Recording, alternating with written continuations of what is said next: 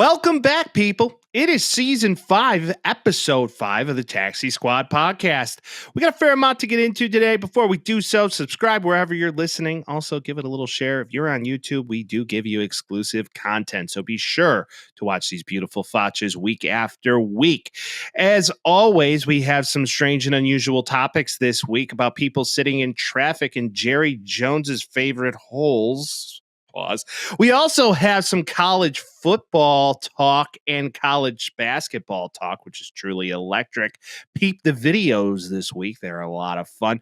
We have some NBA discussions approaching the trade deadline, some players potentially on the move. Where do they go? Tune in, you'll find out. We also have some NFL talk ahead of us as well about coaches' press conferences, who's who in the zoo, and who are potentially the least resist coaches in the NFL, and of course, the NFC and AFC championship games review. It's the Taxi Squad podcast. Come on, everybody, celebrate. The Taxi Squad is here today. So lose the blues, kick back and relax for now. They talk about sports and stupid stuff. They're probably wrong and it might get rough. So welcome back, it's the Taxi Squad, yeah. Vince, how you doing, bud? It's basketball time, dude. I know. I don't want to. I'm sad. I literally have a note in this that says Mike is sad. That's literally the first thing on our notes. It's basketball time, sad. dude. I'm sad, Vince. Because this basically means this episode right here just basically means that we got one game of football left that means anything. And next week as well, though. So hold on hope for one more week. Well, I know, but like, who watches the Pro Bowl? It's a glorified flag football game. Well, next week we still have the Super Bowl. I know next week is the Super Bowl, but 2 this weeks week from now. You got 2 weeks to think about one game that nobody wanted to see. So that's fun. I'm just going to rewatch The Last Dance to get myself into basketball mode and then realize that era of basketball hasn't existed in 30 years. And it's going to make me even more sad. That's good. So, that's I'm okay. You know what I'm also pretty sad about, Vince? What? Brittany Griner is no longer going to be on the Phoenix Mercury. I'm just beside myself. Oh, I'm sure you're really sad about that. I'm sure I don't know. I don't know what she is. It is what hey, they I don't know what they are. and now I just read on ESPN that she's going to Atlanta now. So, I can't go to Mercury games anymore. Can you name your 5 favorite WNBA players right now? Sue Bird. Yep, she's definitely playing right now. Definitely retired. Diana Taurasi. I think she retired too after last year. Definitely retired. Maybe not. Big Lisa Leslie guy. Yeah, Lisa Leslie, and then Lori Miller, Reggie Miller's sister. Okay, she's great. And then, of course, Caitlin Clark, because Caitlin Clark is a CTV. Angel Reese. She literally is, though. I fucking, to this day, I still fuck with Caitlin Clark heavy, dude. Hey, Angel Reese, she gets a lot of her own rebounds, but boy, does she get a lot of rebounds. Brick City, my guy. That's for sure. She gets a lot of her own rebounds. The good news about hoops being back is that we also have college hoops, and college hoops is fun. We're going to talk about it later. But you know what, Mike? You know what happens every year, dude? Is you're like, oh, man, basketball. Oh, no. And then all of a sudden, we figure out that we could talk about basketball. I love basketball. I say it all the time. But you end up getting into it eventually. We generally share the same sentiment on regular season NBA. I agree. I follow, but it is horseshit sometimes. It's just like, why do they all agree to not play that hard? I get it, whatever. Plenty of opinions. But college hoops is fun. College hoops is here, and It's spicy. So we're good there. And now we get Chiefs Eagles. So yay.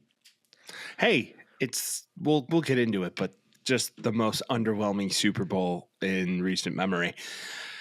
I would say that college basketball is definitely the thing to watch at this time of year. It's just this filler that makes fun, of sports, right? So it's like a good time to watch college basketball because really nothing else is on. And you find yourself watching like other genres of the college sports, right? So like women's college basketball, those girls, in my opinion, try a lot harder than the men. I mean, they're really hard. They don't score as much, but they're trying really hard. So, and Premier League soccer. Yeah, Premier League. I'm trying to get into it. I got to wake up early enough for that. Join the team. I can get every game. So like, I'll start watching and getting into it with morning coffee and British accents, and they start, do like this time of year. They do start playing like 7 p.m.s, so you should be able to watch it at like noon now, which is good, depending on the game. But it's time to broaden your horizons, and maybe we learn about cricket this year. I think that should be a goal for us as we learn how cricket works. Because God damn it, I don't know how it works. I tried to watch it a few weeks ago. It was late night, and I'm like, oh, fuck, cricket's on. So I'm trying to watch it. It could go for days. You got Pakistan playing Australia, and I'm just sitting there like, what are the rules? I don't know. Yeah, I guess they're really good at it.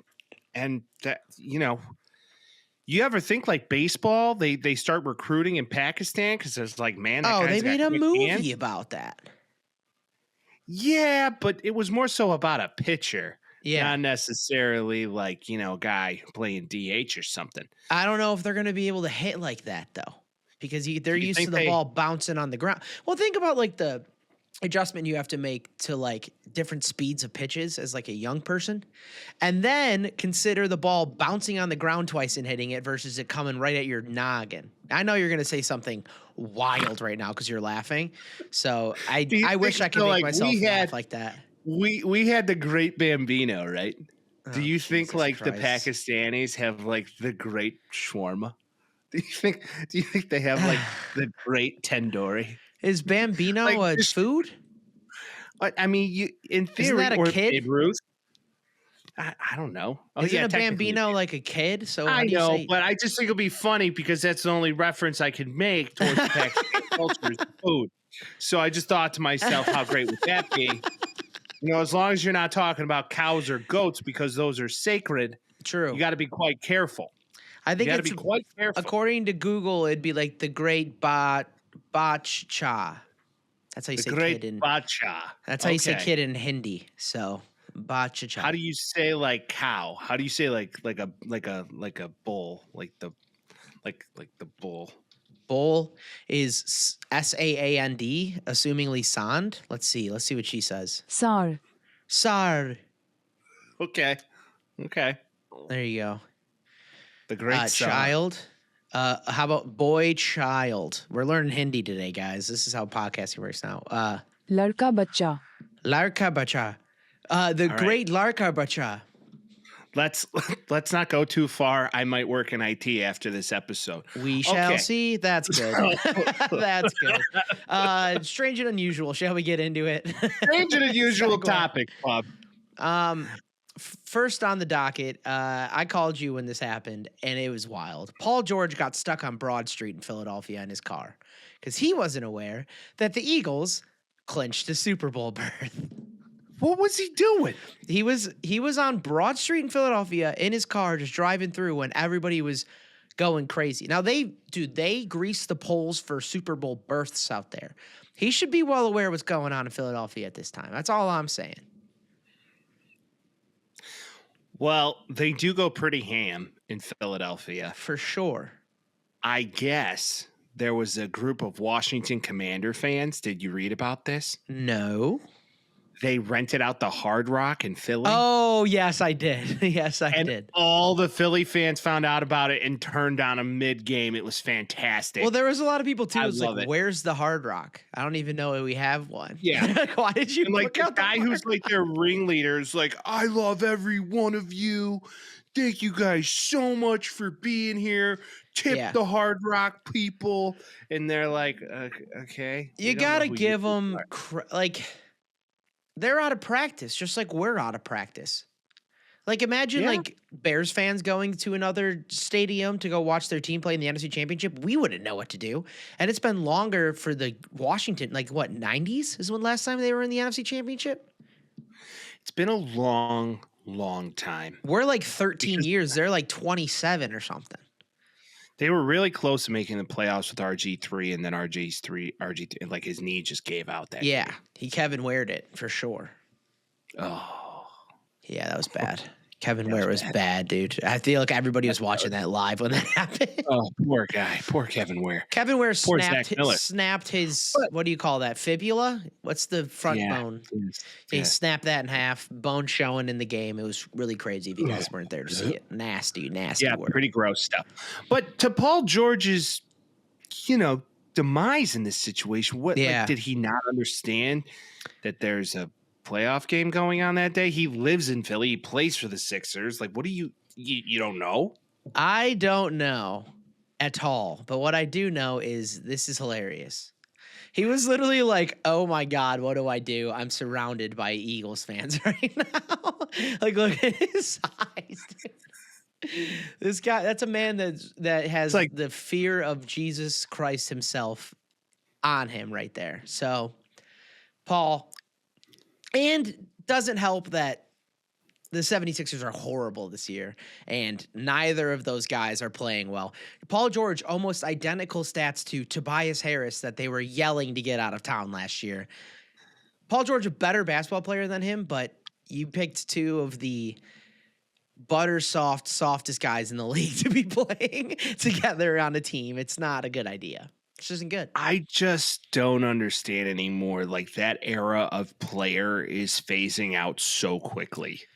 You look at Paul George, Kawhi Leonard, James Harden. I mean, all of these guys are just falling by the wayside anymore. Well, and they're just there to make millions, to not do too much. To make you feel a little bit better, the new crop of NBA players are a different breed. Altogether, it seems. They're ready for smoke, dude. Anthony Edwards is ready for smoke. Cade Cunningham had an interview against what's this guy's name? Who's the best player on the Rockets, Mike? I have no idea. Jalen Green. I just needed that buffer time to find his name. Jalen Green. Cade Cunningham and Jalen Green played AAU against each other. I think they played high school against each other. They were both top picks in the NBA draft. They were talking about Cade Cunningham and Jalen Green talk active shit to each other on the court the whole time. No mince words, no friendships. They're just ready for smoke whenever it happens. I love that. We need more of that in the modern NBA. We need more. Give it to me. Yeah.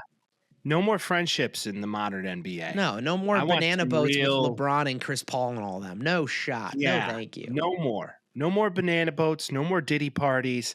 No more. Okay? Just hate each other, play each other the hardest you can, night in, night out. Let's see some real basketball. Allow defense to be played again. That'd be fucking amazing. That's facts. Allow players to actually make their salaries and earn it. Not these guys who are 1 foot in and 1 foot out. What a great job. Man, I fucked up. I needed to be like 4 inches taller and like, I don't know. I don't think you had much say in that, Mike. Your genetics said he's not playing fucking basketball. So did mine. We were both like, I played point guard early, but I was like the weight of like a power forward and the height of a point guard. It didn't work out well for me, and neither did it for you. Hey, Sebastian Maniscalco has the best bit ever. Yeah. It's like, name any Italian basketball star. You can't do it. You never hear, take the shot, Nunzio. It doesn't happen. My fucked up player recall, though, is like, what about Danilo Gallinari, dude? He was Italian. Well, there was one. And then what about Dante DiVincenzo? Dante DiVincenzo, Gallinari. And then there was one more, Bellinelli. Oh, Bellinelli was Marco pretty great. Bellinelli. Yeah. Marco Bellinelli played on the Bulls and the Spurs. Yeah, he could get buckets. And he played on the Sixers. Yeah, he can get buckets, Marco Yeah, Bellinelli. he was a journeyman for a little while. He was the Oh, yeah. Kyle Korver subtype. The Bulls had him for a playoff run. Oh, yeah. Yeah, it was fun while it lasted. Was Andreas Nocioni Italian? Remember him? I think Nocioni was Spanish. Argentinian. Haha. Okay, I was close. Similar to Ginobili. Sounds Italian. Yeah, sounds Italian. Ends with a vowel, not Italian. Argentina, notoriously big for the Axis parties to move to after the demise of World War II on their end, or the victory, depending on how you look at it. Yes. Elon Musk loves the Axis powers. Anyway. Why? I mean, why are there so many German villages in Argentina? We can't figure it out. We can't. Elon's going there for a summer vacation. You want to know some? Go ahead. I was going to move on, but if you have some knowledge to give me. No, I was just about to say, you know what else we can't understand? Some would say Jerry Jones. Jerry Jones can't be understood for many reasons. He is known to be the owner, GM of the Dallas Cowboys. Also, one could say a tyrant. Also could say a dick measurer. Notoriously on the wrong side of the 1961 race riots, too, Jerry Jones. Correct. Don't forget that. Don't forget that. Oil tycoon Jerry Jones. Loves looking at his player's penis. Like actively measures them. Can tell you off the top of his head. Jamie Foxx was like, yo.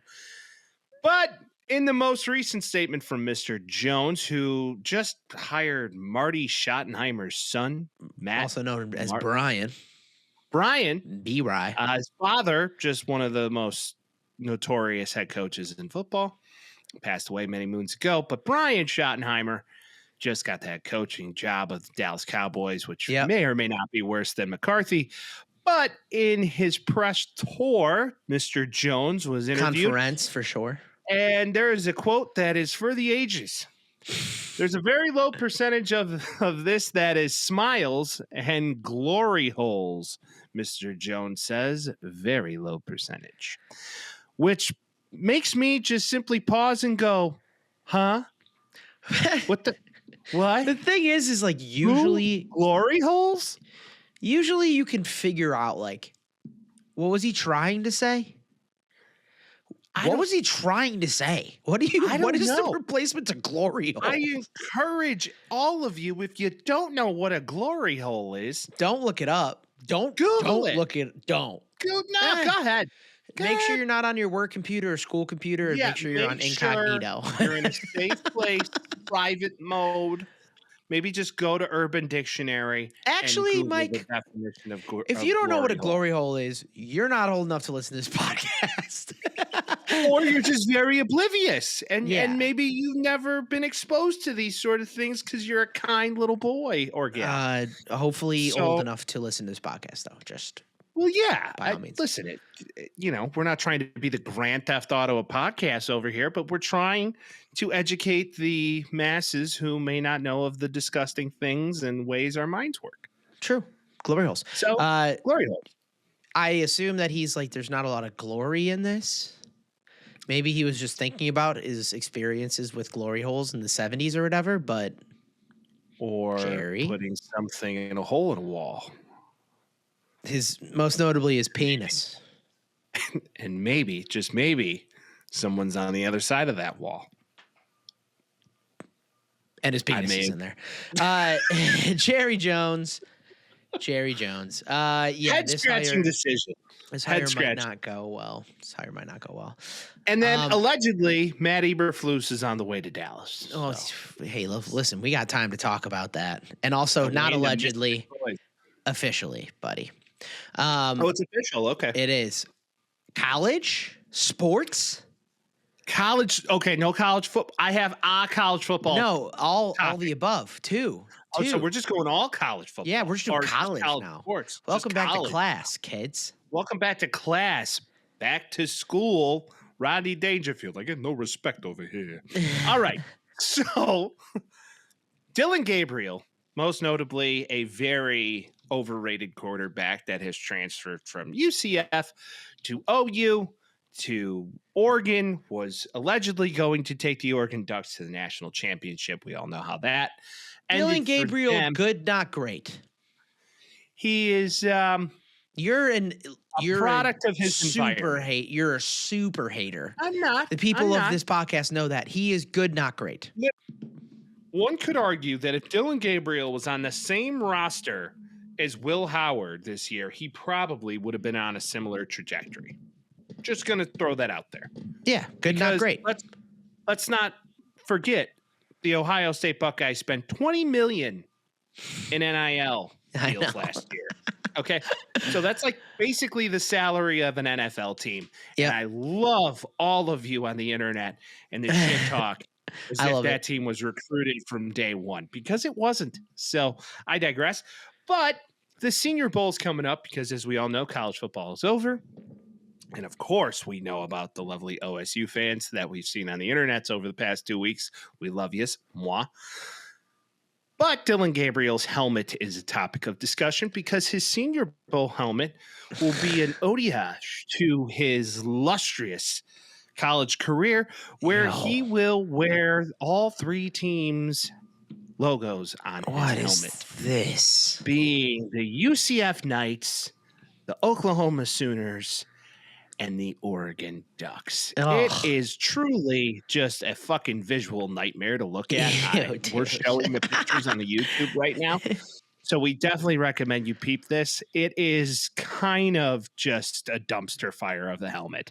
Yeah, no thanks. I don't know what to make of this. Just wear the Senior Bowl helmet. Maybe just do that. Just give it up, because don't they wear like the helmet color and then they wear their team or whatever?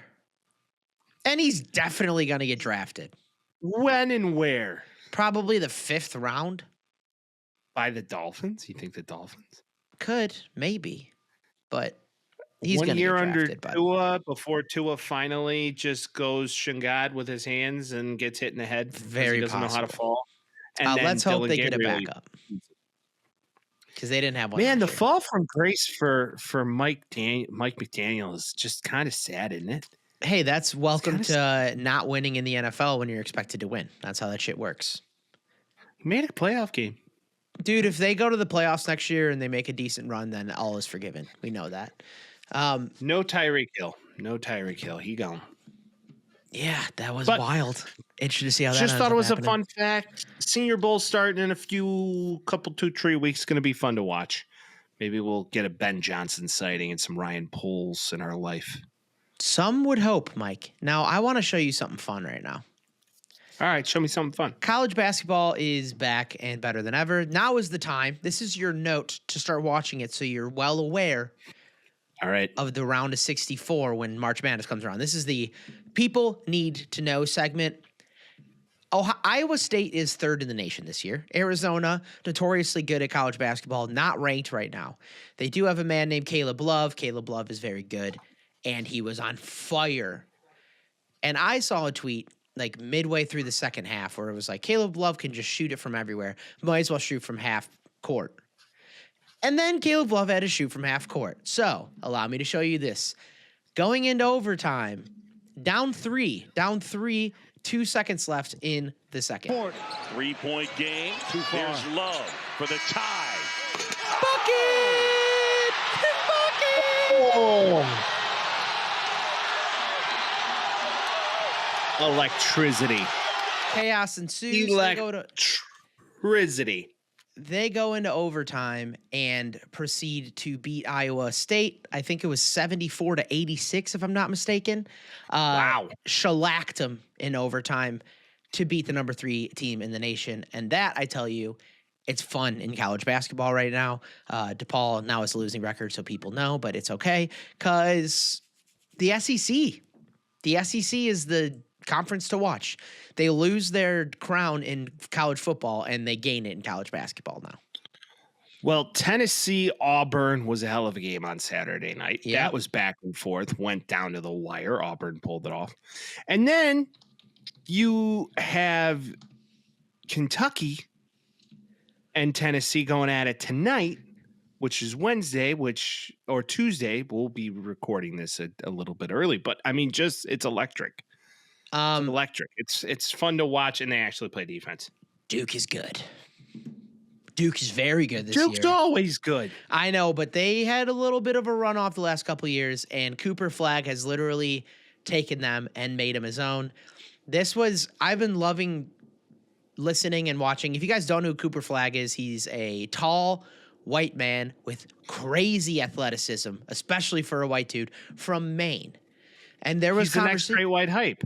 He literally is like he's gonna leave college basketball this year and go to the draft. Obviously, his like trajectory right now is like top guy in 7-8 years time now of how good he is.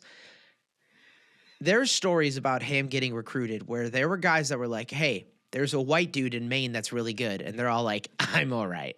I don't need to go watch that. I've seen enough of these kids before.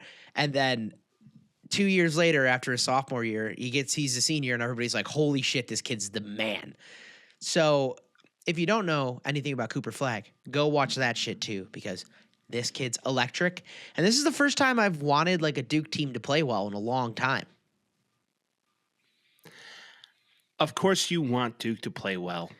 Not usually. And well, yeah, you want the great white hype to be the great white hype. You want him to be everything he's made up to be. You want him to be the next Larry Bird. You want him to be the next it factor. His play style is like LeBron with the jumper. It's crazy. Well, dude.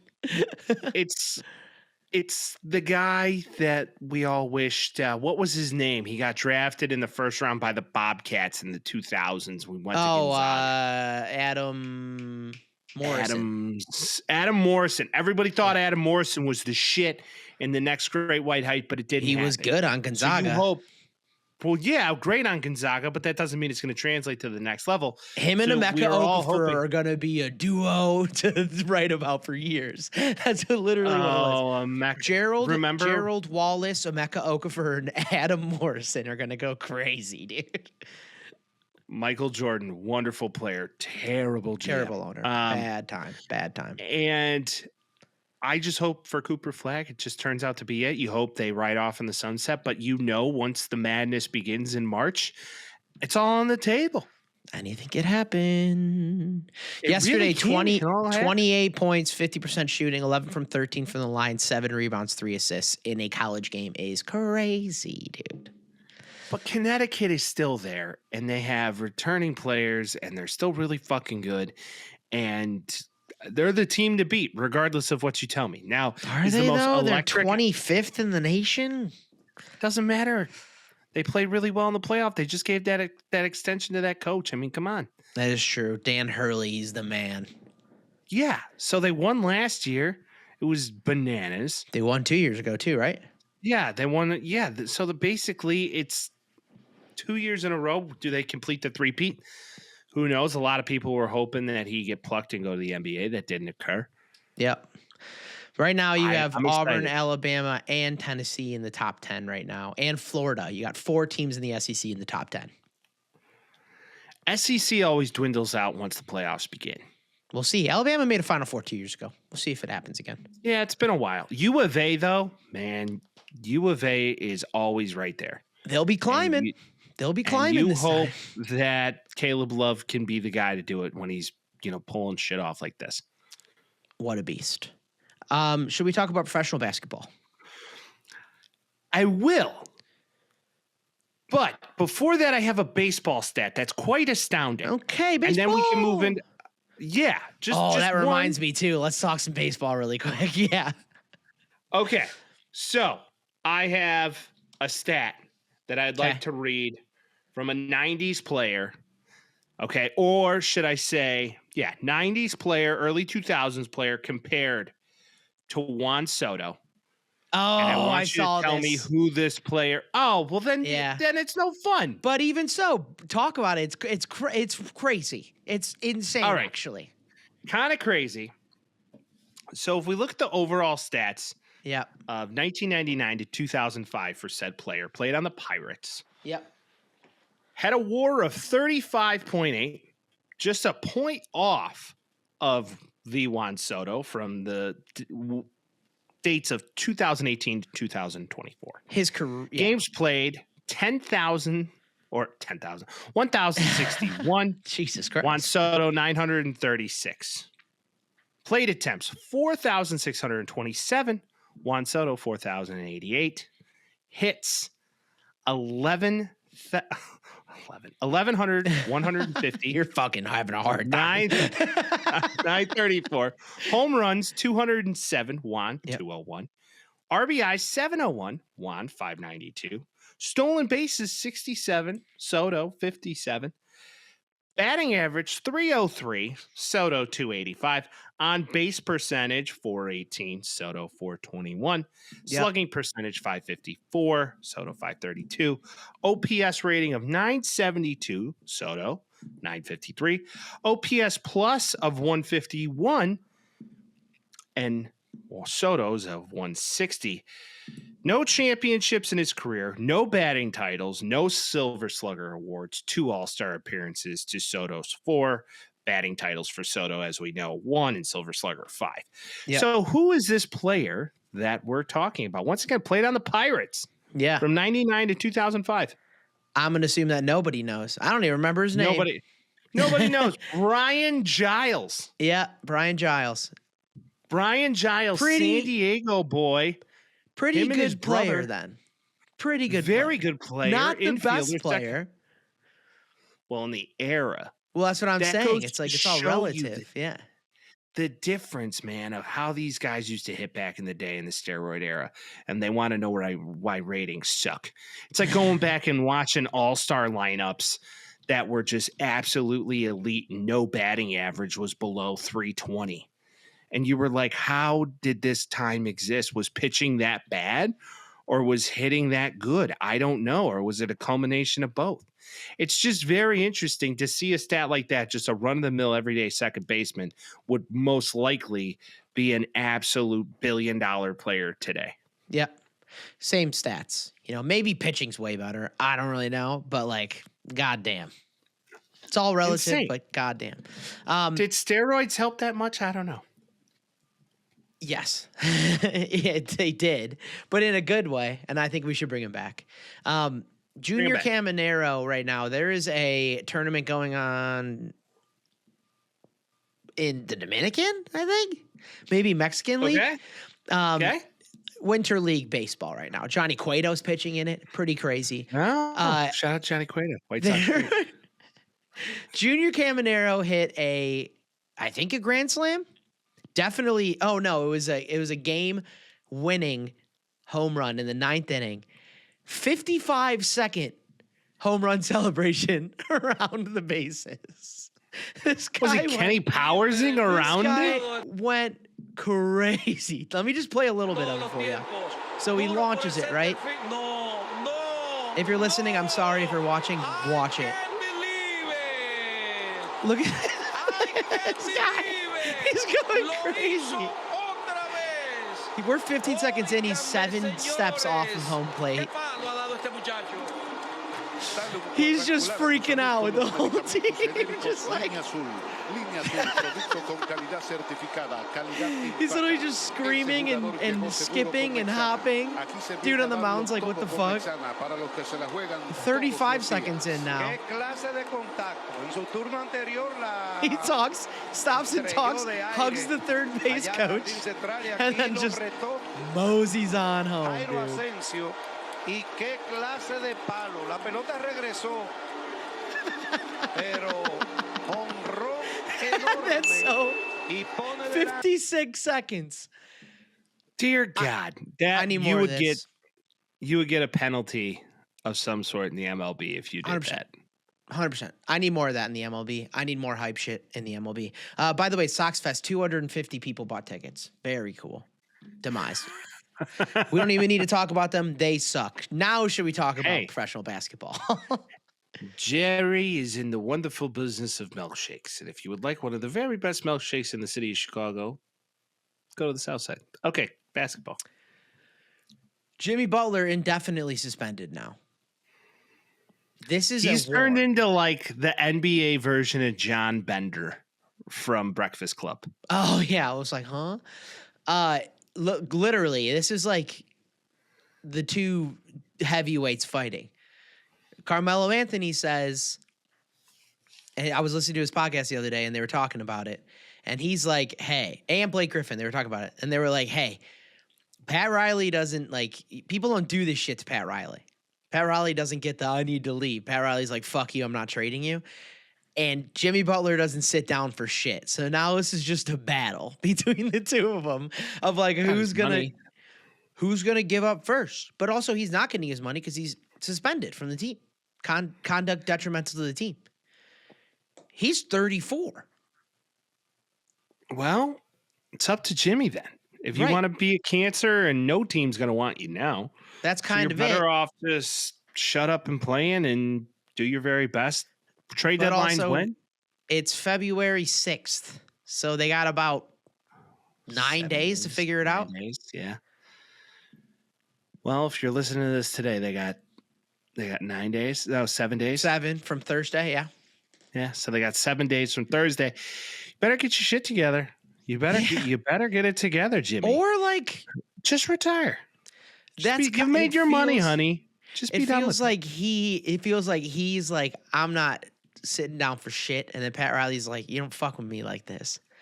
We're like, they're both going to end up burning themselves in the end. But it's gotten to a point where you're like, well, the Heat are competing.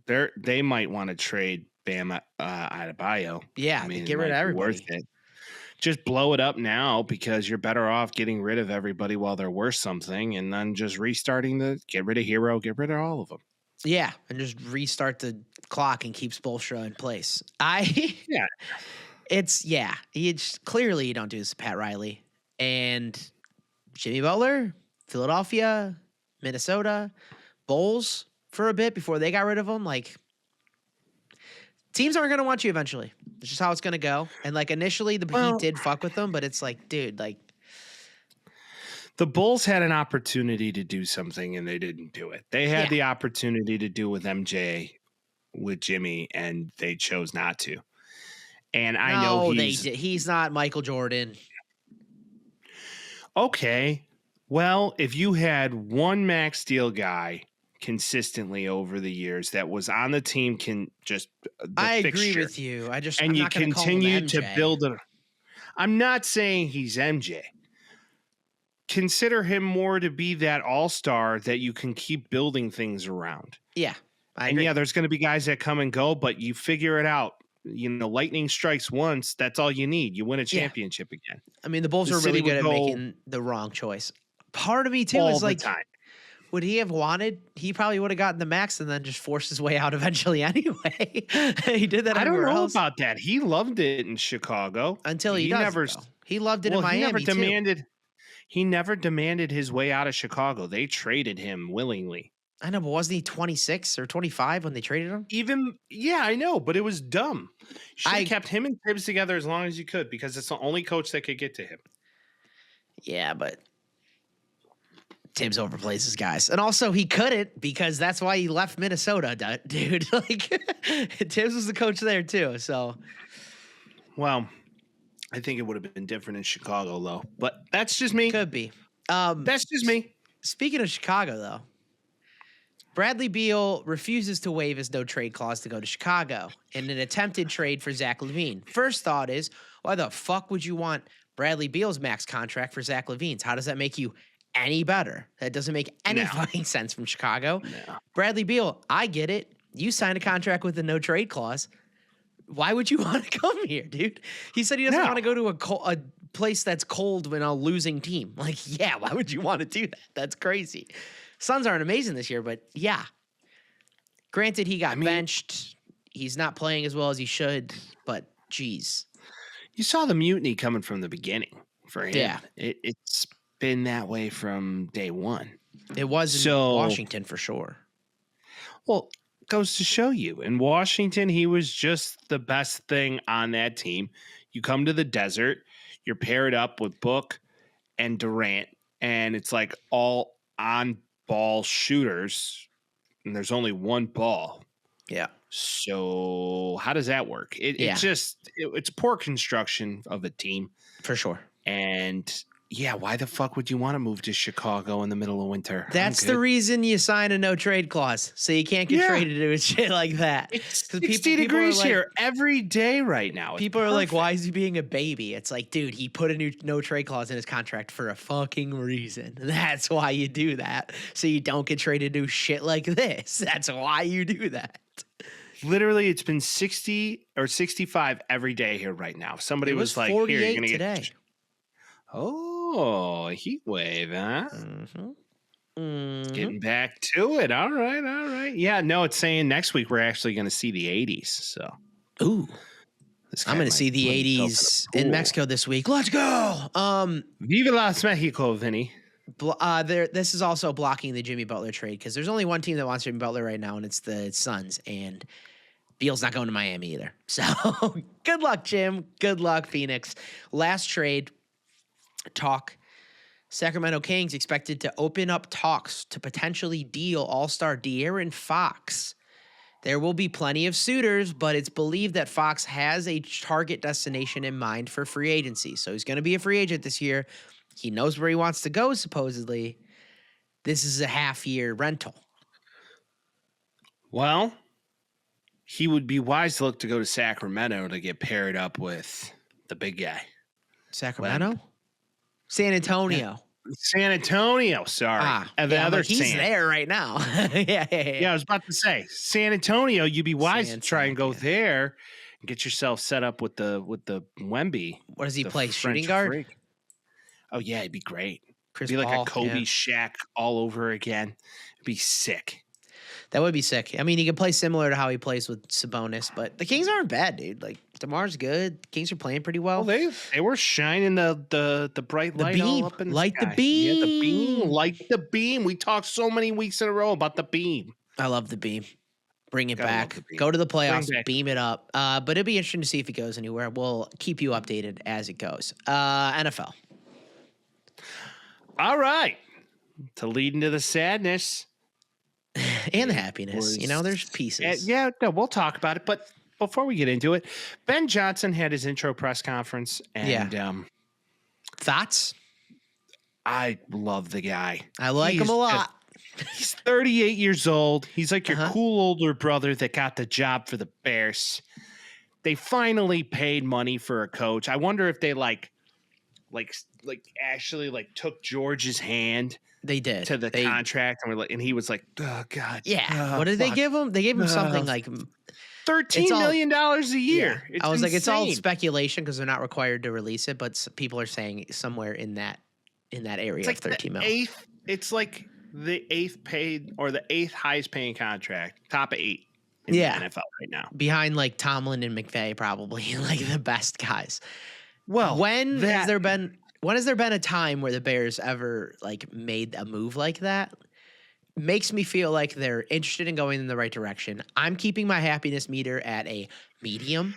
I'm talking medium buffalo sauce right now. I'm not atomic wing in it right now. I'm medium buffalo sauce. And I'm going to stick on that. I'll go atomic once they start winning games. But I like what they're doing. Are you a drum or a stick guy? Are you a drum or a flat? Yeah, drum or flat? Drums. God's handle. Yeah, God's handle. All right. A lot of people are flats guys. I'm like, I would rather have a drum all day. Well, that's just messier to eat a flat, So there was one could argue that they're a little bit more. You gotta suck it off, dude. What do we? No, you're not gonna do that. You just give it a little. You're gonna suck. You're gonna suck that wing, dude. Really? No, really, dude. Bro? You just gotta wiggle it. You're a freak, dude. If you're trying to suck that wing, dude. You just pull the bone out real nice and gentle. Oh yeah, you're gonna pull the bone out and you're gonna pull the bone out and suck that wing, dude. You're gonna pull that bone. Creeps me out. You're gonna pull out that bone and suck it, dude. You're gonna do that. You know what creeps me out, bro? What? Every now and again, you look at it at a flat and you'll see little hairs. Oh yeah, that's because chickens have feathers. It's disgusting. Yeah, but also That bothers me. I think that bothers me. I think that's good. I think you should see that. You got to remember it came from a chicken. I know think it came from an animal. whenever I eat chicken wings, I have been doing this thing. Like I haven't had them in a while, but like I think about how many chickens it is. Like Buffalo Wild Wings, there's so many chickens. There's only 2 Yeah, wings they per hammer chicken. through some chickens, man. But there's only 2 wings per chicken. Like I know where's the rest the of rest it's of the going bird? somewhere else. I know it's going somewhere else, but like, dude, like you get 10 wings, you're eating 5 chickens worth of wings, or I guess like 2.5 because it's the 2 parts of the wing. But like, Jesus, what are we On doing? the whole, though, Buffalo Wild Wings should not be the. I You hate gotta it. give credit to the Gators of the world out in Palatine. You go to Illinois. your that place was local wing spot. fantastic. You go to Bird's Nest and you hammer some wings, dude. Like that's my Yeah. spot. Bird's Nest.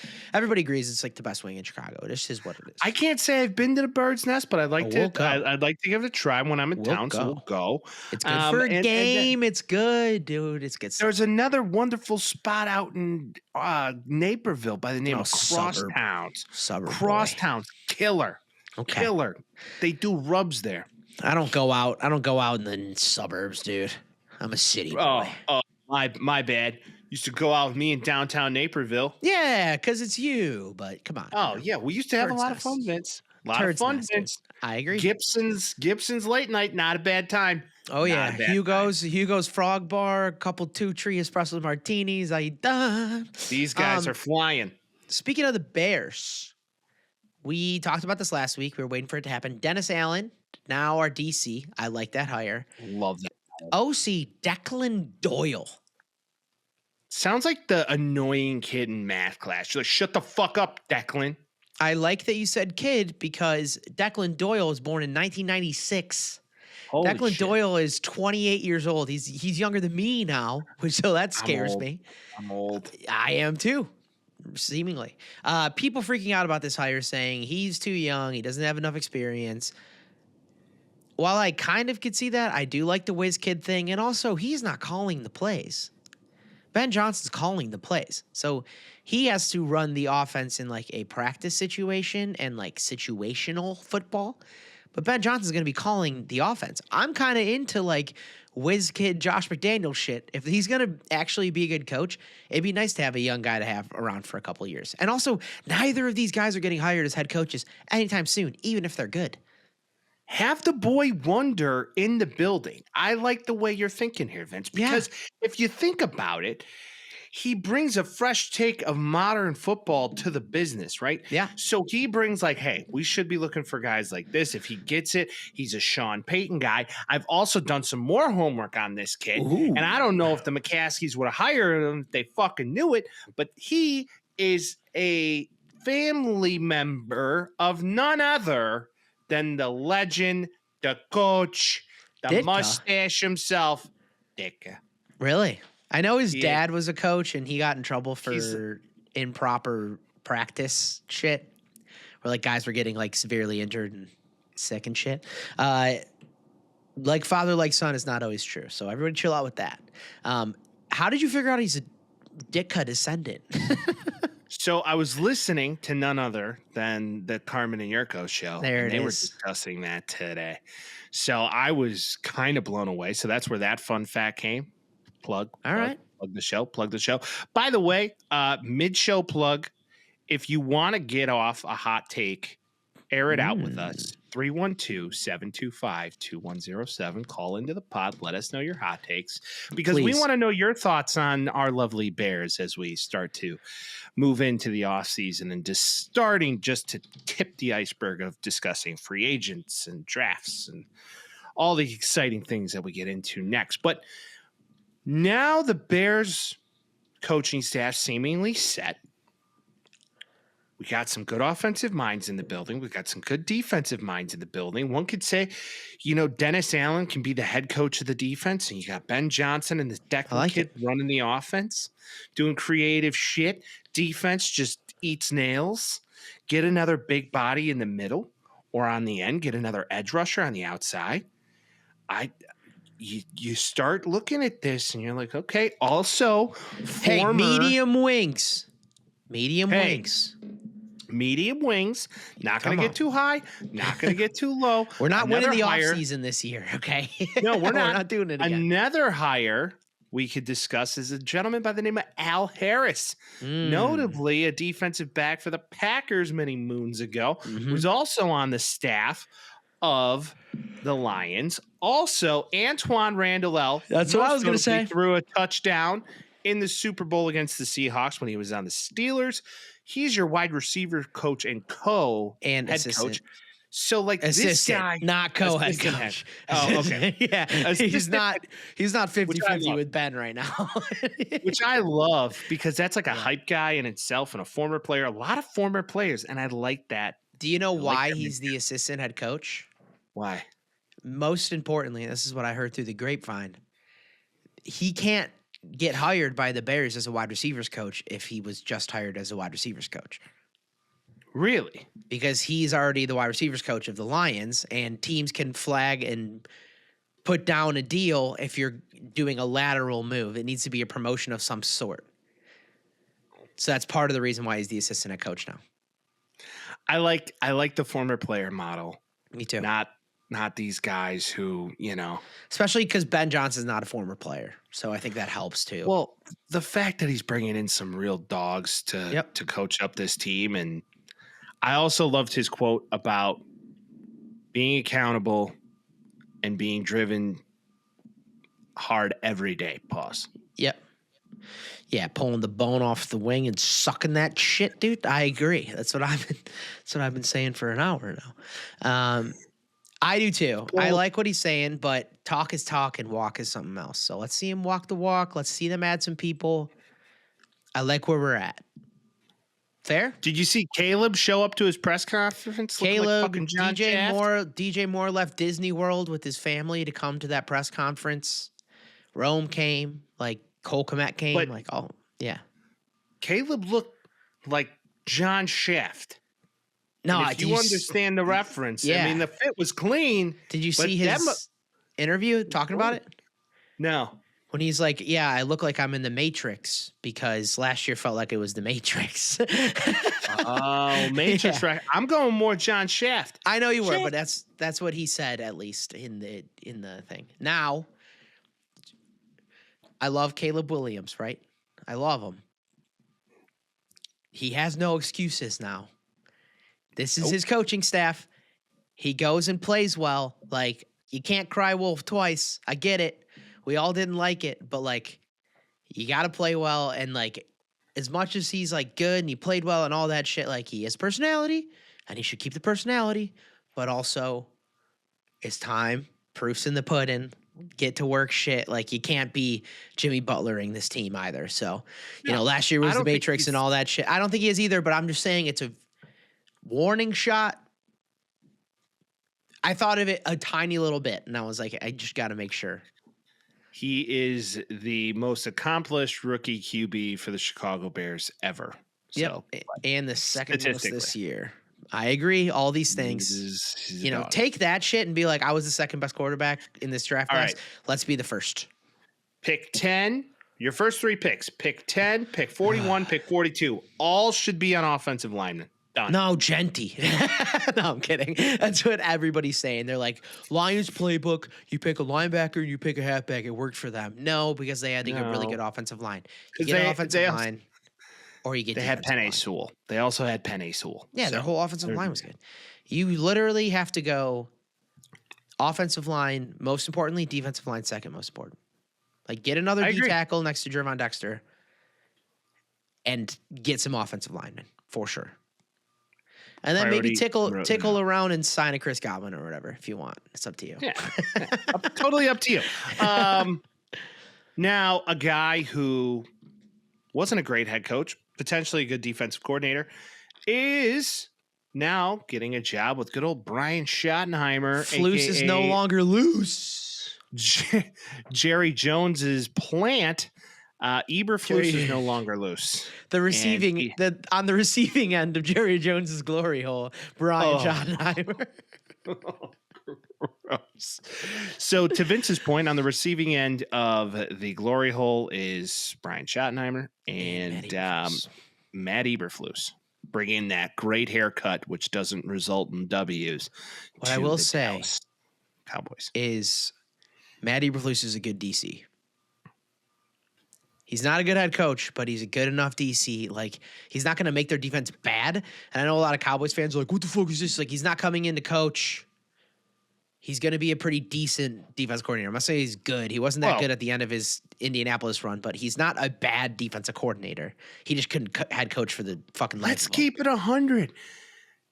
If you're a Cowboys fan, you should be so just like, what the fuck are we 100%, doing? 100%. You had a great head coach in the building. I mean, good, better than what you got now. It's Won just a like, Super Bowl. oh, this is way worse. Yeah. And I have no words other than the Cowboys are going to cowboy, and Dak Prescott will fleece them for more money. Well, you got Jerry Jones pulling a Jerry Reinsdorf. I heard this stat the other day. Out of all the rookie quarterbacks that started this year, they were born, grew up, went to college, got a degree, or maybe didn't. Oh, completed I saw this too. Yeah. And are now starting in the NFL and have completed a full season in the NFL. Yep. And in that same time frame, the Cowboys have still not won a Super Bowl. Yeah. Or Same thing gone with to the an Lions, NFC champion or won an NFC championship. Bananas. Yeah. Well, I mean, same argument you could be made for other teams as well. I'm not going to say specific ones. Yeah. But you can't. The Bears. But you can't say NFC championship. Bears won an NFC championship in 2006. Yeah, we did that. We were there. Fucking sad. It's sad. But it's better than the Cowboys. So, all right, moving on to different coaching hires. Aaron Glenn in New York. Seemingly decent press conference. Biggest question. Does A-Rod return? Woody Johnson is down for it if he wants to. Who's going to want him?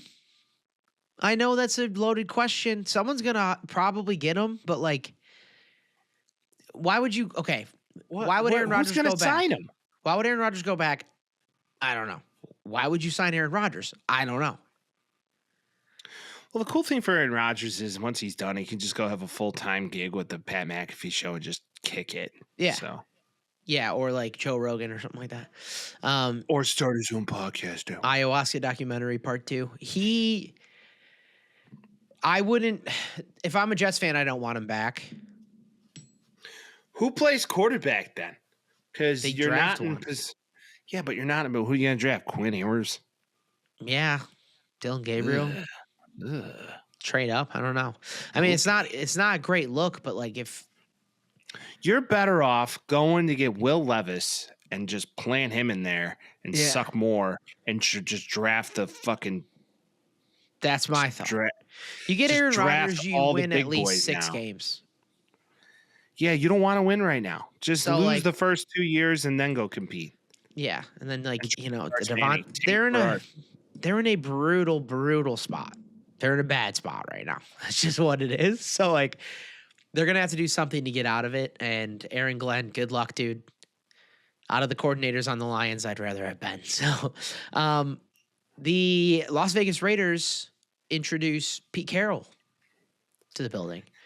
Marshawn Lynch at the press conference. Max Crosby was most notably on the record for saying that if Antonio Pierce is no longer the head coach of the Raiders, that he doesn't want to play there. He seemed to be like reluctantly there, but he was still there.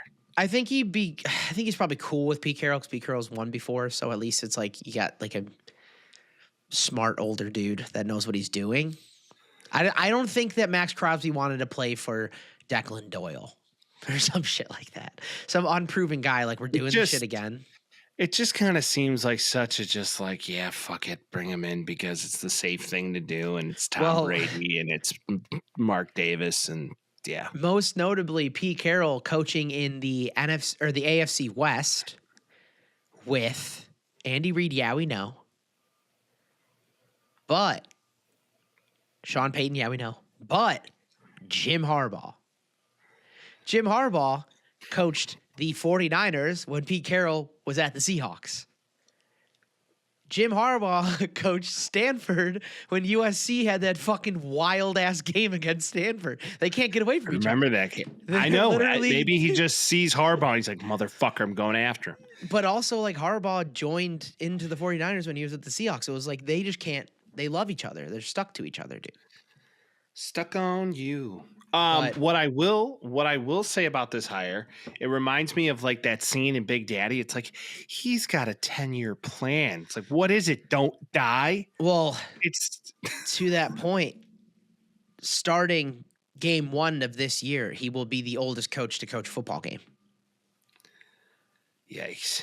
He looks spry. I'll give him that. He looks. He spry. looks to be in good shape. To your point, he doesn't seem to be in losing his bad marbles. health. Yeah. No, but it's just, what do you expect from a 73-year-old guy, right? Or is he I don't know. 78? 75? Okay, it's kind of old. No, 73. You were right. Dude, stick to your gut, dude. You know it. Stick to your gut, Mike. Big enough some days. Duval? Do we want to talk about the cringiest, most positive, negative human I've ever seen in my life? You talking about Duval, dude? Liam Cohen may just be the cringiest millennial I've seen in a while. Are you talking about? Oh, Jacksonville, the community. Duval. pardon me? Oh. Ew. Duval. Ew. Duval. Ah. So one more bad. time. Duval. Oh, dude. Oh, is the kids do it one more time? Oh God. Duval. The kids would say today. As the kids would say today, negative Riz. Negative negative 1,000. I hated that you said negative that too, a respectfully, million but Riz. Why? because it sounded He gross just- coming out of your mouth too. He looks like a finance bro trying to be cool and being like, hello, fellow youths. It's like Yeah. automatically hammer the under for the Jaguars win-loss record. Like, Yeah. what is Shad Khan thinking with this fucking guy coming into the building going, he seems to be him. So, can I tell you a little story about Liam Cohen Okay. on his We- hiring journey here? Been given an opportunity to interview for the Jaguars coaching role. Just saying, if that guy got hired, we should have had a shot. We're a group deal. He's We're a had a group deal. weird, silly. Yeah, I'll take half of the money to do it with you. I'm down. Fuck yeah. He's had a silly little ride to this job. First off, since 2010, so in the last 15 years, he coached at Brown, Rhode Island, Brown again, UMass, Maine, the Rams in a different role, Kentucky, the Rams again, Kentucky, Bucks, Jaguars. 4 of those roles were 1-year jobs, including last year with the Bucks. Liam Cohen, remind me what the name of the Jaguars GM was that they just fired. I can't remember his name for the goddamn life of me. I don't think they fired him. They did. They were. Oh, they did? Yeah, I forget his name. We okay, talked so- about him. All right, let me tell a story then. Liam Cohen interviews with the Jaguars. Jaguars still have their GM. He goes back to the Buccaneers and says, hey, I want to sign an extension to make him the highest paid coordinator ever. That was the plan. He was going to go back to the Bucs. He was going to be the highest paid coordinator ever in the NFL. He then says, I'm going to sign it on Thursday. Okay, cool. The Jaguars proceed to fire their GM. Liam Cohen says, hey, I'm going to come in on Thursday and sign that contract with the Bucs. He then doesn't answer their calls. He calls whoever his boss was at the time at the Bucs. I assume it was Todd Bowles. And he says, hey, I'm having family issues. I need to go take care of like my son or some shit like that. Meanwhile, he's in Jacksonville talking to them again after a handshake deal. And their only stipulation was, if we're going to give you this deal, it was handshake, not signed on. If we're going to give you this deal, you can't go and sign with the Jags then. Like, you can't go talk to them. You got to cut off your conversations with them. You're coming back to Tampa. He says, great, good, awesome. Hey, my kid's in the hospital. All right, goes back to the Jaguars, signs the deal, and then just essentially calls the Bucs and like, hey, I'm with the Jaguars now. He just fucked them completely. They were going to get a new offensive coordinator, and then they stopped looking for him, stopped hiring people, or stopped interviewing them, and then said, fuck you, I'm going to the Jags. It's kind of like the prototypical play where you're interviewing for a potential new job. And you tell your employer, like, hey, I got a dentist appointment this afternoon that I really got to be at. So I'm not going to be able to be on that meeting or that call. Like that. It's like that, but then it's also like you tell them that you're looking for a new job, and they say, okay, we'll match it, but we're not going to give you a title change. And you go, great. And they're like, you can't take that job now. And you're like, okay. And then you call them back and you're like, I have a dentist appointment today. And they're like, all right, good luck at the dentist. And you're like, fuck it, took the job. That's what he just said. That's what he just did. Well, like, what the fuck, dude?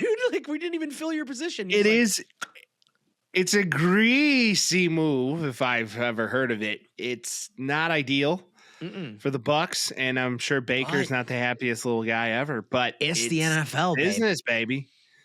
That's my thought. It's like when the Buccaneers traded John Gruden, and then John Gruden went back and beat him in a fucking Super Bowl. Like, teams do this to guys. Well, I don't see Liam Cohen being anything, and Trent Baalke was the guy we were thinking of. Got fired shortly before Cohen got hired. So who knows? Maybe he didn't like Baalke. Basically, Baalke was put on notice in like a Zoom meeting with the NFL Network. It was hysterical. Good. There's no reason he shouldn't have been fired already. Shad Khan's like, they're like, well, would the GM position be available as well if it was the right head coaching candidate? He's like, absolutely. And Trent Baalke's on the call like, motherfucker, are you serious? Yeah, like, which they should have fired him anyway. He essentially went to Shad Khan and was just like, hey, don't fire me. And he's like, all right. And then he was just like, well, okay, actually, we want this guy, happening. So now you're fired. Sorry, buddy. Like, that's literally what happened. I just don't understand how you... Traffic cones in Duval. I don't understand how you like interview this guy and have any sort of feelings other than just. He seems very intelligent, at least on the offensive side of the ball, but also like he doesn't have crazy amount of experience as a coordinator. Yeah. Rams for a little bit, under McVay for a bit, goes to the Bucs. They have a pretty good offensive season against a shit stain of division, like a bad division. Like, well, it's like I feel any of these guys who were close, who like patted McVay or Shanahan on the shoulder, get $4 million a year to go coach football now. 100%. And sometimes it works out. Looking at you, Green Bay. Looking at you, Minnesota. And sometimes it doesn't. Looking at you, Josh McDaniels and Belichick. Like, sometimes this shit doesn't work. We'll see. But also, he gives me the jeebies. He gives me the heebie-jeebies. Yeah. It's kind of like your not so fun uncle. But I digress. Speaking of terrible decisions, how do you think the Giants are feeling after the NFC Championship game? Kind of dumb, but also like kind of dumb. Yes, because I had this thought a lot because I'm thinking about the halfback market getting better than it used to be, and halfbacks make a difference. Halfbacks make a difference on a team that basically only needs a halfback. You don't if Saquon Barkley's on the Giants, you don't say. Mike, this is what I'm saying. The Giants aren't that mad because what's their record with Saquon this year?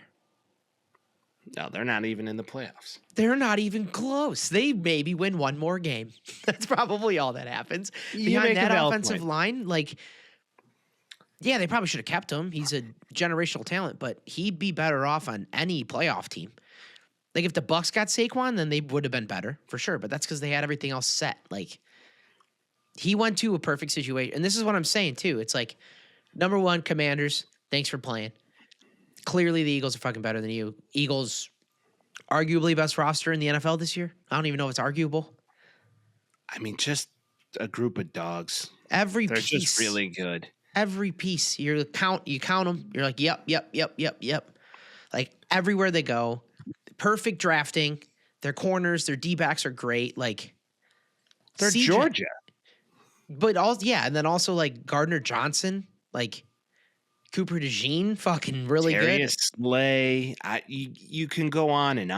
And this defense made it happen. Like Yep. everybody Jordan wants to Davis talk looked about. good on Sunday. Yeah. Remember him? Jalen Carter? Yeah. Like, what are we doing? Well, Jalen Carter's an absolute freak. He's and Aaron Donald too now. He's just becoming Aaron Donald again. he's more like Reggie White. I hate to say it than he is anybody. He's an absolute or like fucking Warren unit. Sapp, just a Yeah, beast in the just middle. Absolute destroyer of people. I look at this defense and I just go, they remind me a lot of a early 2000s Chicago Bears defense that was punchy in the mouth, develop a pass rush, 4-3, and then not only that, or this hybrid 4-3-3-4, and then on top of that, they get after the football. They don't fuck around. That's what happens when you get a bunch of amazing talent, and then you're like, Vic Fangio, have fun, dude. 4 forced fumbles. Those fumbles were truly forced. It's not like that the Commanders just threw picks and just fumbled the football. No. Those were forced fumbles on defense, and that's the defensive mentality you have to go on. And that's why I believe they actually may have a shot on Sunday, but we'll get into it. I think they'll next Sunday, I think they do too. It's nice to see a team that invests in big off-season moves that are almost there work out. And also commendable and funny as Philly fans. I love Philly fans. They're like the fucking best. They're like such assholes and scumbags, and it's awesome. Like they wear that shit like a badge of honor. They wanted to fire Nick Sirianni at like 2-2 at the beginning of the year because he was yelling at the crowd. And now there is a Super Bowl. And Sirianni now is got to be talking so much shit. Told you I was going to be back. We got he it knows right. how Philly works. He gets it. They got big totally fucking Dom. They're big Dom. And Jaden Daniels had a game. Jaden Daniels played his ass off. Like, if you're in Washington, you're not happy because that sucks, but also you're pretty happy. First year of this project, Dan Quinn comes in. They're like, hey, NFC Championship? Like, for sure. Well, a lot of it was them catching lightning in a bottle, no doubt about it. They played some teams that were pretty banged up in the playoffs, one being the Lions, two being the Bucks, who also found their way in. They beat the Lions, for sure. Like, I know they're injured, but they beat them. 6 missing starters on defense. I mean, you can't forget that. Sure, but also, again, this year, Bears go to an NFC Championship. How do you feel? Oh, I'm ecstatic. Yeah, that's what I'm saying. I get goosebumps just thinking about it. I get half-mast just like, yeah. Year one of this experiment, they go to the NFC Championship, they're happy. Like, I know it sucks they lost. They got smoked by the fucking Eagles, but like, dude, I'll take it. Like, this is great. I will say this. They are a few pieces away from being really good. The Lattimore trade, I thought they were going to get closer. I mean, that's all you really could have expected. It's just defensively, I feel like they really missed De'Aaron Payne, and they need. Yeah. If they had Montez Sweat, they were probably going to be in a better position. This game, it wouldn't have been 55 to 24 or whatever it was. That is revisionist or whatever. Like, obviously, like, shit happens, shit changes because he leaves and all that. But like, their defense even played way better than people expected. Terry McLaurin's clearly a top fucking 5 wide receiver in the league now. I'd say top 10. He's very good at his position. He's so good. He's so good. He's so very good. And you got Cliff Kingsbury coming back. You got a draft ahead of you. You have Dan Quinn. You have all these returning coaches and returning talent. So they're going to be really good moving forward. And go get yourself a great running back that's not Brian Robinson or Austin Eckler. You need one. They lost against one of the best teams. And if you're a Washington Commanders fan or potentially a Redskins fan next year, which there's a lot of rumblings that it's coming back, you are jacked. You are jacked. I would be very happy. I agree. Now, Eagles side, like, this is a better team than the last time they played the Chiefs. roster-wise, for sure. Like 100%. Like wide receiver crew is better. They don't have Kelsey anymore, but outside of that, the line's just about as good and the defense is better, and they got Fangio. Like, this team's a hell of a lot better than they were last time they played the Chiefs, and to your point, like, I think they do have a very serious shot to win this game because that was a close Super Bowl. Well, and not only that, Saquon Barkley, you're paying attention on FanDuel. At one point in the game, they just turned off odds on him. You couldn't bet him anymore. Because he was over. Unstoppable. He's a video game, dude. He is legitimately a video game. Anytime the guy touches the ball, he's a threat to go 80. Yeah. It's truly insane. He's a freak of nature. I don't see a way that he doesn't potentially score twice in the Super Bowl. Yeah. So I love to see it. It's great to see Jalen Hurts going back to another Super Bowl. The guy deserves it. He's on his like mid 90s, like hip hop flow right now. He's aura. Undeniably cool, Jalen Hurts. Undeniably cool. The khakis and then like the Kangol beret, come on. I love it. I'm the wrong color. I can't wear that. Fucking no, you can't. You no, I definitely can't. cannot. I'm too Caucasian to wear that. If I tried to wear that, I'd be like, "Hey, what's up?" Like, what's J-Rock doing right now? Yeah. So yeah, no, you can't. I just think he's cool. The team is on its way. Cooper DeJean, swaggy. You gotta love it. I love him. We're gonna talk about the upcoming game probably next week, but I love him. Should we talk about the AC game? Hey, we said what would happen, and it happened, and here we are. And I really feel bad for Josh Allen. He deserves more, and it's sad. I listened back to last week when we made our picks. I picked the Bills, and I was like, why did I pick the Bills? And I'm like, oh, yeah. Because you picked the Chiefs. You're like, I don't want this to happen, but the Chiefs are going to win. And I didn't want it to happen. They're going to find a way to win, whether it's a silly fucking call or the ball that was a first down is not a first down. Or like the refs are just Mahomes is going to Mahomes and Andy Reid's going to Andy Reid, dude.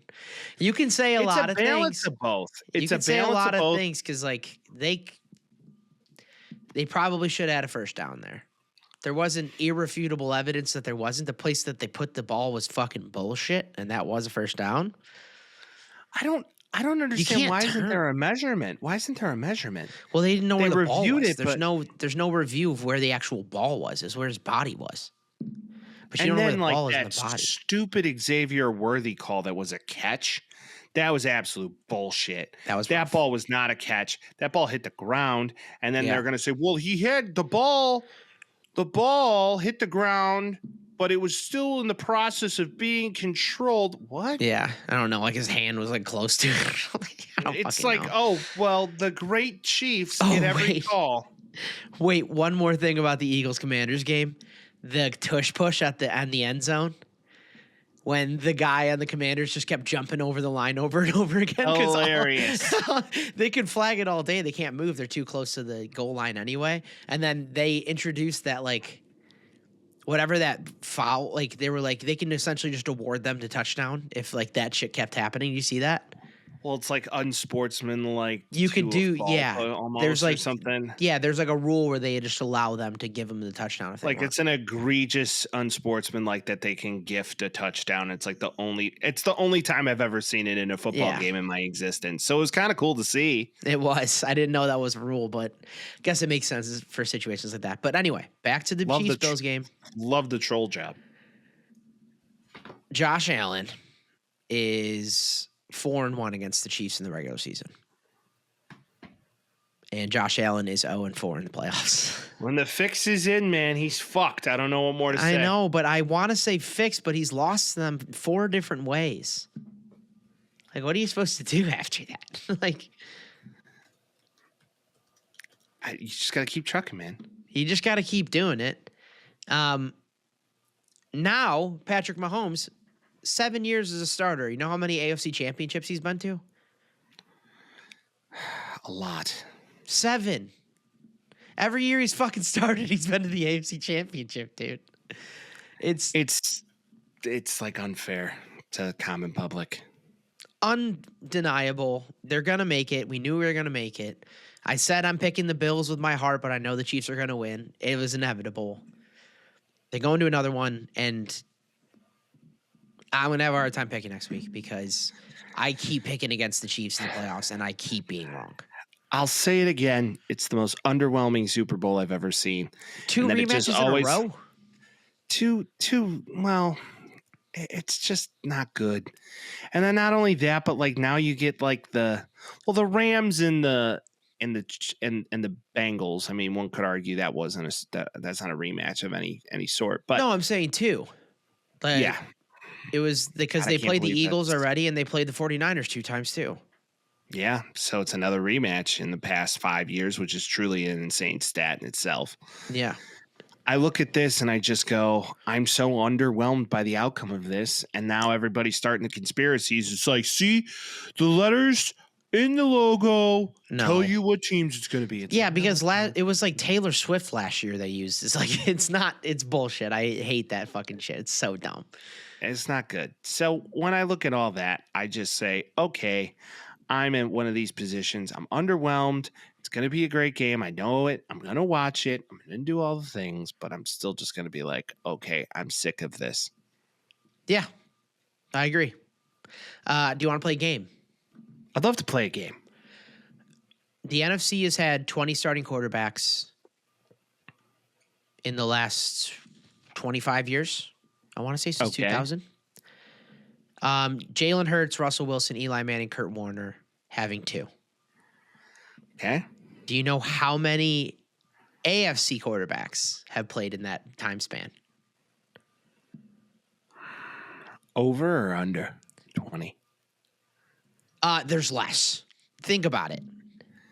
I'm going to say 12. 7. There's been Tom 20 Brady, different Peyton quarterbacks in Manning. 25 years. 20 different quarterbacks in 25 years, 7 in the AFC. Tom Brady has 9 of them. Patrick Mahomes has 5. Peyton Manning has 4. Big Ben 3, and then the ones are Rich Gannon, Joe Flacco, and Joe Burrow. That's bananas. 13 more quarterbacks on the NFC side. Goes to in the show last you the 25 years.